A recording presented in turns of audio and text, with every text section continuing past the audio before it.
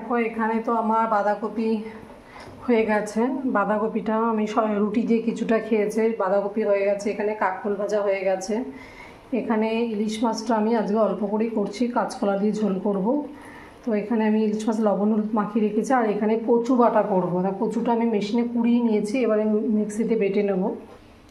তো দেখো এখানে কচু বাটা করার জন্য আমি এখানে কচুটা এত ভালো, যখন আমি মিক্সিতে দিচ্ছি বা কুচিয়ে নিয়েছি তখন একটু গলা ধরেনি। আমি কচু বাটাতে কিছুই দেবো না, শুধু রসুন আর কাঁচা লঙ্কা দিয়েছি। তো এখানে বাটা হয়ে গেছে, তেলটা তখন গরম হতে থাক। এখন তেলের মধ্যে কচু বাটা রসুন কাঁচা লঙ্কা দিয়ে দিয়েছি। এখানে এবার অল্প একটু হলুদ দেবো, আর একটু লবণ দেবো।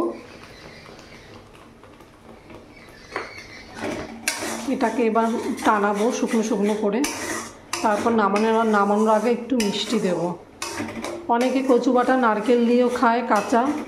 আমার হাজব্যান্ড কাঁচা পছন্দ করে না কচু বাটা, তো আমাকে ভেবে কড়াইতে নাড়াতেই হয় রসুন দিয়ে। তো এটা হতে থাক, ততক্ষণ আমি কাঁচকলা দিয়ে মাছের ঝোল করবো, ইলিশ মাছ। এটা আমি গুছিয়ে নিই। আমার কচু বাটা প্রায় হয়ে এসছে, পুরো আঠা আঠা হয়ে গেছে। এবার এখানে আমি অল্প পরিমাণে একটু মিষ্টি দিয়ে দিচ্ছি, দিয়ে তারপর আমি নামিয়ে দেব। তো দেখো এখানে কড়াই বসিয়ে দিয়েছি, ওদিকে কচু বাটা বাঁধাকপি কাঁকরোল ভাজা হয়ে গেছে। এদিকে কড়াইতে তেল দিয়ে দিচ্ছি, দিয়ে আমি ইলিশ মাছটা ভেজে নেব। আর এদিকে কাঁচকলা কেটে ভিজিয়ে রেখেছি। আমি মাছের মধ্যে কিছুই দেবো না মশলা, শুধু একটু জিরের গুঁড়ো আর কাঁচা লঙ্কাটা একটু বেটে নেব। এবার আমি একটু কালো জিরে ফোড়ন দেবো। তো কালো জিরে ফোড়ন দিলাম, দেওয়ার পর গ্যাসের ফ্লেমটা একটু বাড়িয়ে দিলাম।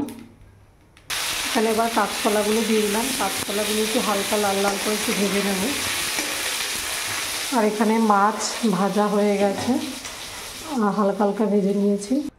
এখানে আমি জিরে আদা বাটা লঙ্কা বাটা দিয়ে মশলা কষিয়ে জল ঢেলে দিয়েছি। কাঁচকলা দিয়ে ঝোল ফুটে উঠেছে। এবার আমি ইলিশ মাছগুলো ভাজাগুলো দিয়ে দেবো। মাছগুলো দিয়ে দিচ্ছি, মাছগুলো দিয়ে ফুটিয়ে নেব। তারপর দেখব লবণ ঝাল ঠিক আছে কি না, তারপর নামিয়ে দেব।